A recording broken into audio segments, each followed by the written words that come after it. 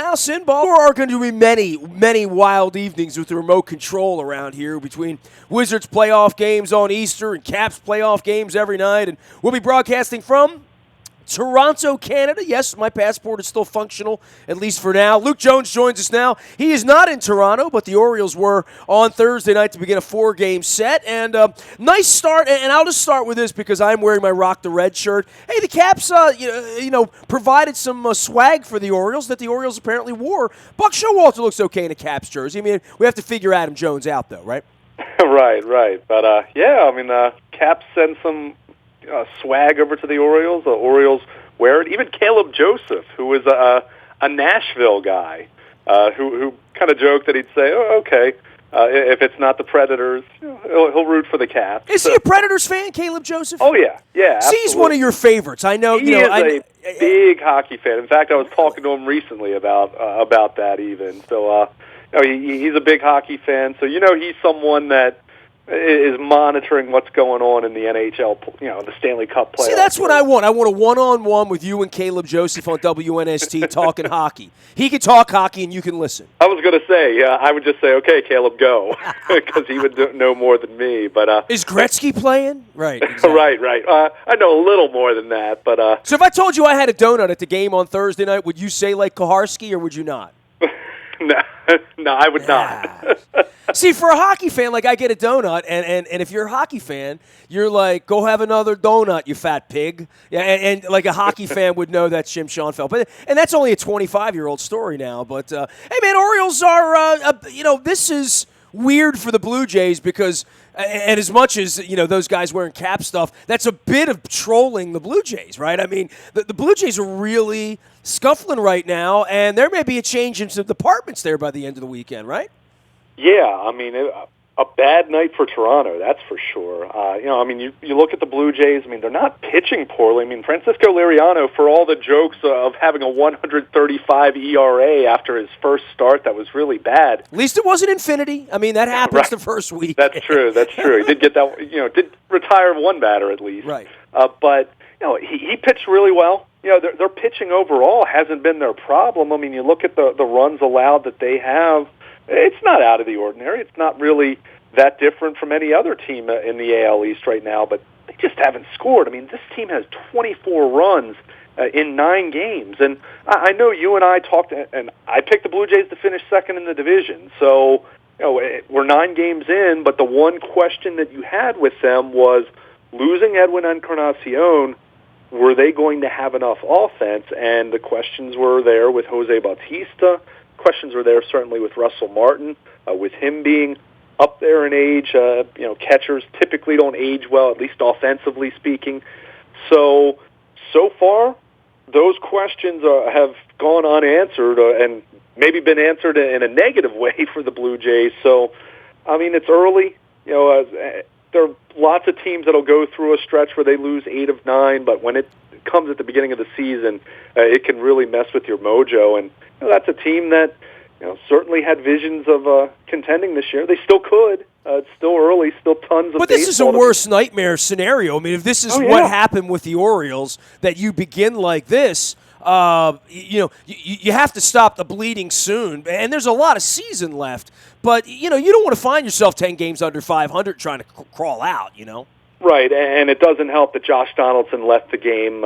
That reoccurring calf issue that he's had that in spring training, had it a little bit earlier in the season, and you saw him pull up lame on the double. That looked like something that's going to take some time. You would think they would be smart and put him on the DL and give him a chance to actually heal, but because of what we just said, because they are 1-8, do you feel the pressure to try to push him and get him back in the lineup more? You're talking about a guy who was MVP a couple years ago. So that's a tough situation for them to be in. As much as we always talk about how you can't win the pennant in April, you can lose the pennant in April if you get off to that bad of a start, and that's where the Blue Jays are right now. But well, Houston did that last year, right? Houston was so awful in the beginning; they had sort of fallen and they couldn't get up, and they were everybody's darling this time last year. Yeah, and look at how Houston played over the final 4 months of the season. They were as good as just about anyone in baseball from that point on, but they were just so bad over the first 7-8 weeks of the season that they couldn't recover. So Toronto's really, they're between a rock and a hard place with the Donaldson injury now too. You really wonder if they're going to snap out of this offensively. The good news for them is they are pitching pretty well, so you can hang your hat on that. You figure Batista and Martin and some of those other guys aren't going to hit as poorly as they are right now, but it's definitely a question for them. But on the flip side, good to see Kevin Gausman pitch the way he did. Much better fastball command. Mechanics look to be in line. He ran out of gas in the sixth inning, but got through it, got through 6 innings, and maybe even more encouraging than that, because I figured Kevin Gausman would figure it out and get back to being at least the guy he was last year after a first couple starts looking less than desirable. Darren O'Day looked really good in the 7th. He looked like himself. Brock was really good in the 8th. Britton ran into trouble in the 9th, but it's not as though he got hammered. Ground ball fell through a hole, and walked a batter on a really close pitch on a long at bat. So could have been worse with Britton, could have been better, but he certainly got the job done, got another save, and the Orioles come away with the win. Yeah, I know we talk about strikeouts all the time. They struck out 15 times. Yeah. I'm not going to pretend that I saw large stretches of the game. I kind of had an eye on it when Britton got himself into trouble late in the game because the game was so close, and obviously the Capitals had dug their own hole that they were working out of early in the evening on Thursday night. But, the strikeout thing, and I know it's not a problem in modern baseball except that you don't have base runners. Nobody's on base.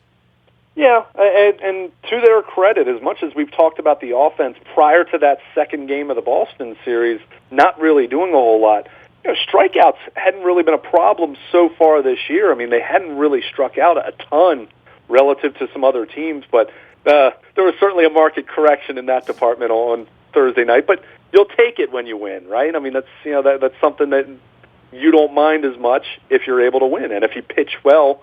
And certainly Thursday night's game, that was just what the doctor ordered, getting that kind of performance from Gausman, and then their big 3 in the bullpen. But it's certainly something you don't want to see. I mean, Chris Davis strikes out 4 times. Craig Gentry, who's off to a miserable start, and you kind of wonder how much longer they're going to be able to go with him, at least in the leadoff spot against lefty starters. I mean, he was 0 for 4 with 3 strikeouts. Castillo struck out twice, and a handful of guys struck out once, but we know the Orioles are going to strike out. We know they're going to have some stretches where they strike out a ton. And certainly Thursday fit into that department.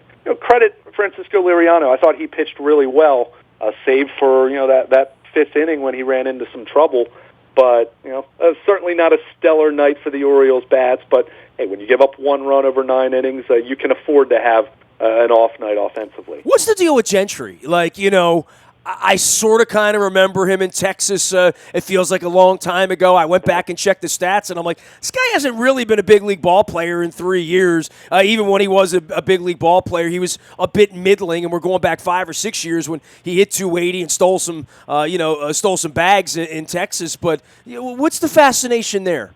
Well, I think the fascination is because he plays excellent defense, and he can steal some bases. Now, what you mentioned is completely true, and it's why I've been writing about it a little bit at WNST.net. With Craig Gentry, I mean, he hasn't really been a productive major leaguer since 2013. And what's the upside? I don't know what the upside is. He's going to walk and steal second?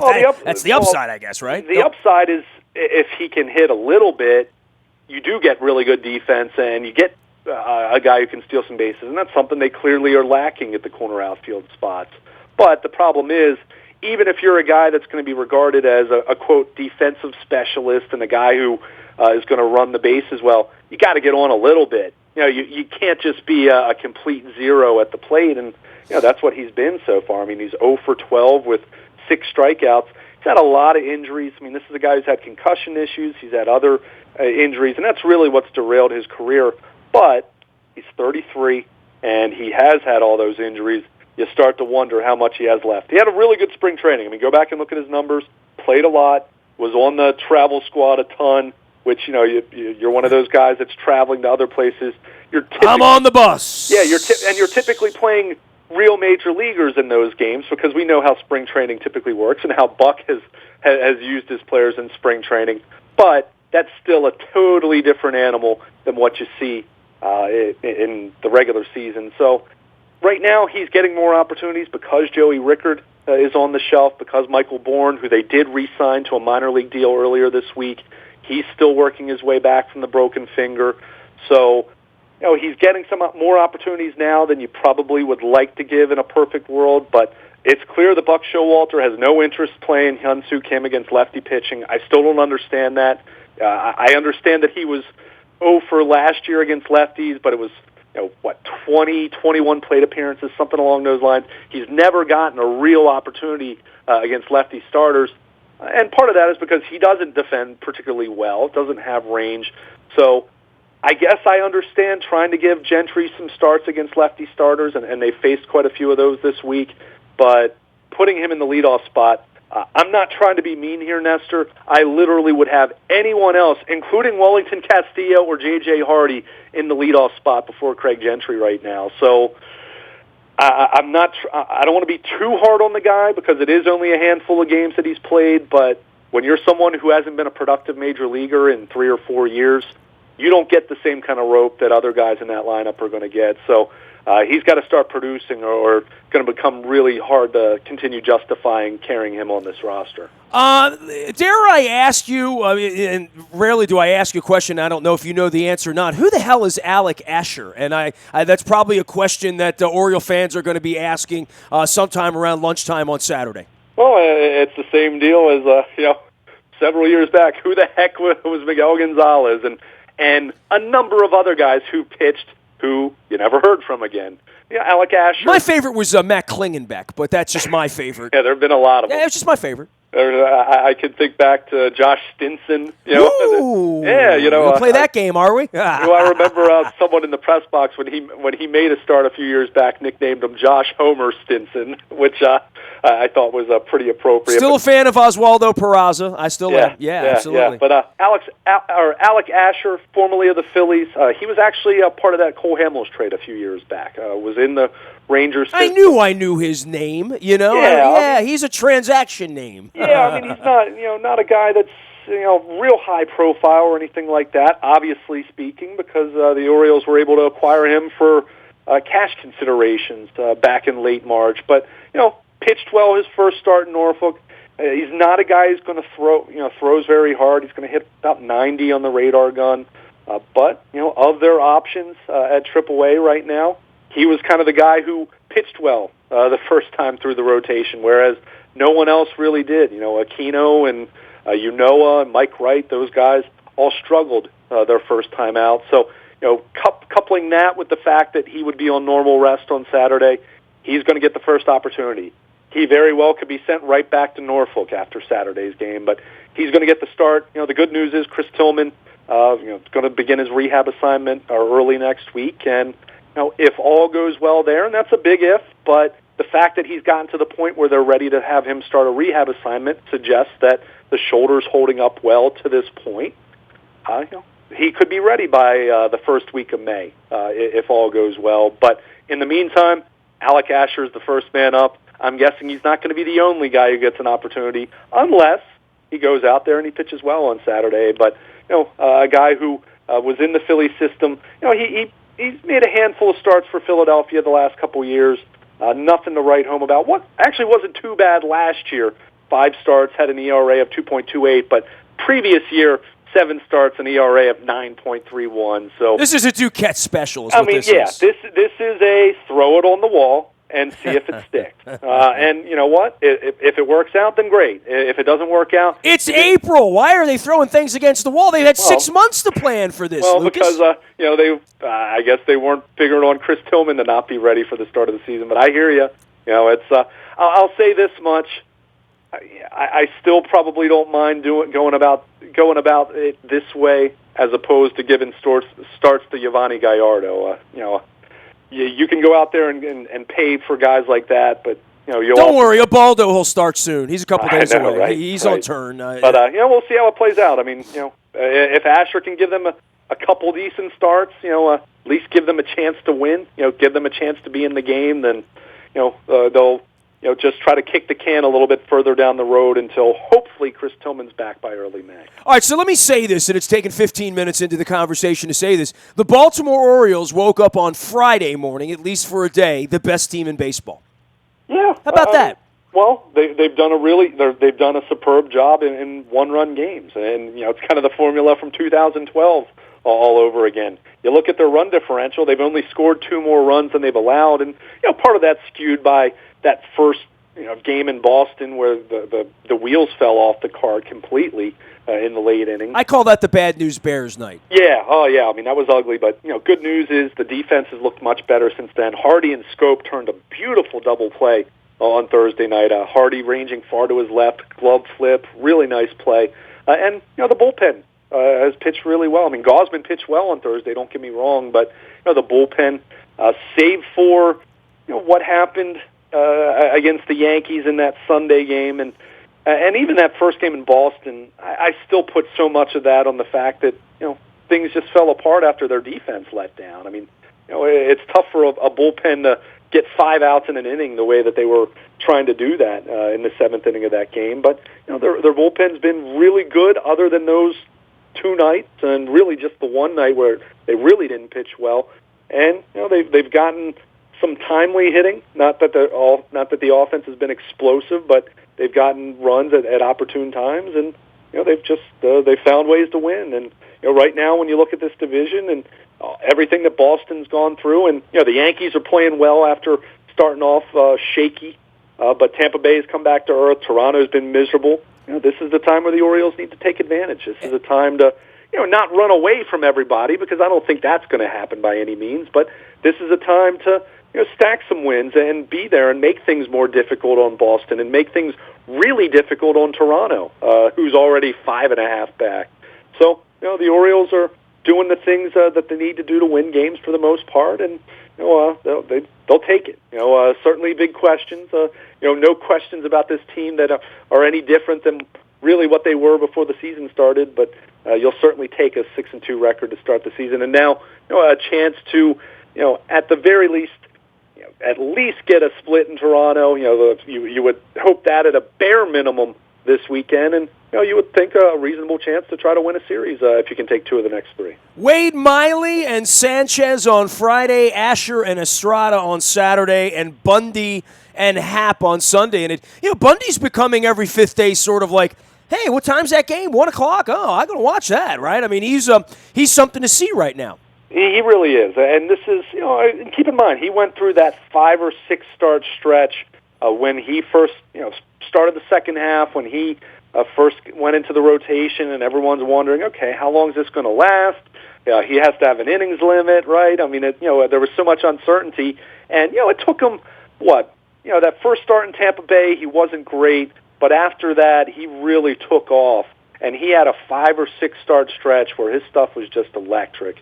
Stuff was electric against Toronto, the second game of the season. It wasn't as good against Boston, but was certainly still good, certainly good enough to get a win. That much is for sure if the Orioles had scored any offense in Fenway in the opener. But, the slider, cutter, whatever you want to call it, that's become a part of the repertoire.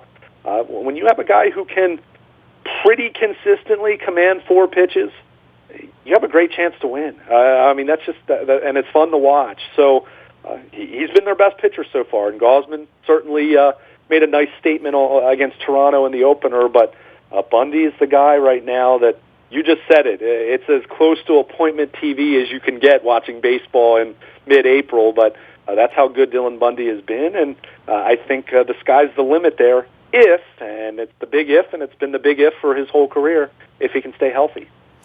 Luke Jones joining us here. He is Baltimore. Luke out on Twitter, as well as Luke at WNST.net. Last thing for you, just around baseball, because, I don't look at the standings every day, right? I probably looked at the standings at the beginning of the week. It's the first week. It's like looking at all these 429 and 333 and 385 batting averages because all the math makes sense, and I just said the Orioles are the best team in baseball because they are at 6-2. But these other division leaders, the teams, it literally is bottoms up in most of these divisions. divisions other than the NL East. I mean, Detroit and Minnesota both off to great starts. I don't know. No one expected Minnesota. Houston's gotten off to a nice start, as have the Angels. And over in the National League, Cincinnati, Arizona, Colorado. And Arizona and Colorado have been sexy picks along with Seattle as far as, well, these are the teams that are getting better.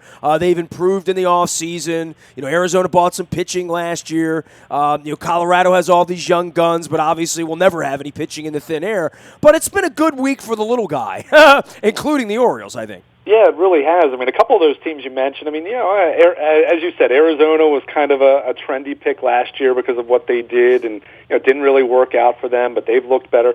Cincinnati, to me, is a big surprise. Yeah, I mean, they're not going to be, they're 7-3. I don't know how long they'll stay 4 games over 500, but my gut is not till August. I agree, but it's been legit so far, though. I mean, they've scored 21 more runs than they've allowed. I mean, that's kind of impressive. I mean, so I'm with you. I mean, I don't think there's any way that they're going to continue that, but you also keep in mind the Orioles are going to be in Cincinnati next week, so you hope they cool off a little bit. Otherwise, you're kind of catching the Reds at the wrong time because, that's not a team that anyone is expecting to do anything this year. And it's funny to look at that division. I mean, the Cubs are right on their heels, so not exactly a shock there, but Pittsburgh and St. Louis, they're both off to bad start. So, those were the teams that I think everyone expected if anyone was going to challenge the Cubs in the Central, those would be the teams that do it. And those are the teams that have come the closest to doing it in recent years. But, the Cardinals not scoring runs, they've kind of been like the Blue Jays in that way. And Pittsburgh not off to a good start either. They've really struggled to score runs. So, I still think the Cubs run away with that division, with ease. But, it is fun, and that's the beauty of baseball, at least early in the season. Every team in baseball is going to have some stretches where they play well. Just so happens that some of these lesser teams that we think aren't going to end up being great teams in 2017, they're having their good stretches right now. Gets fans interested a little bit more and creates for better baseball, at least for now, in some of those cities. So fun to see that. But I'm not of all those teams we mentioned. I'm not exactly convinced any of them are going to do it. But I will say this about Minnesota.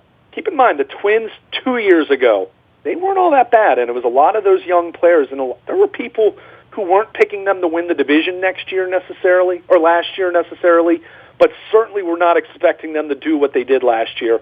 They got off to a terrible start, and they just never got off the mat. And they were just, it just endured all year. And sometimes that happens when you have younger players. We mentioned that a little bit earlier with Houston, how they got off to such a bad start last year, and despite their talent level, they couldn't quite recover. So, of all those teams, maybe the Twins can be a little bit more 2015 than they were last year in how they played. But nonetheless, it's definitely fun to see the standings look how they do over these first couple weeks. Yeah, a little flip-flop, but Atlanta's going to stink. I think we're all pretty – and so are the Phillies. He is Luke Jones. He is Luke at WNST.net, as well as Baltimore Luke out on Twitter. I am Nasty at WNST.net. I'm on Facebook, Twitter, LinkedIn, Snapchat, Instagram, streaming live on our Facebook Live, as well as our YouTube WNSTV channel. Between pouring sugar on me and talking dirty to me and love songs and Teslas and Poisons and Def Leopards and Torontos, we will be in Toronto all next week for Caps and the Maple Leafs.